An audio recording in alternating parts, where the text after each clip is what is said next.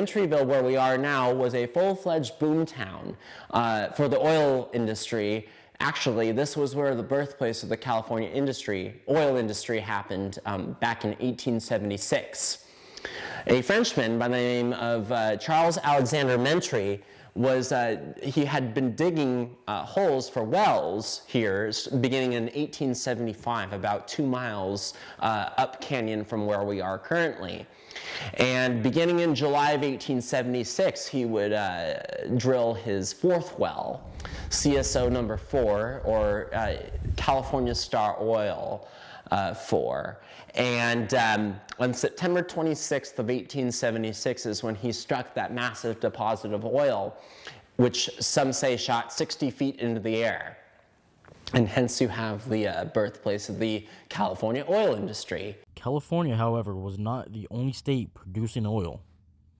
Most of the nation's oil came out of Pennsylvania. And actually that's where Mentry had started before coming out here to Newhall. Well, it wasn't Newhall yet, but he worked in the oil fields in Titusville, Pennsylvania. I mean, that's where all the nation's oil came. Prior to that, the only people that knew the oil out here were the Native Americans, the Tataviam, and they would use the oil here for the sealant for their baskets and for their huts. A weatherproof, basically.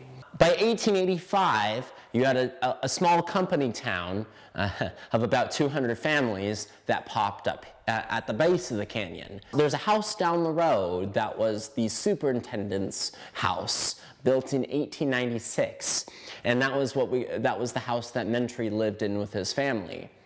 Unfortunately, Mentry didn't live there long because he died of typhoid fever on October 4th of 1900. Eventually, by the 1930s, the town had declined. In June of 1932, the Felton School closed due to a lack of students.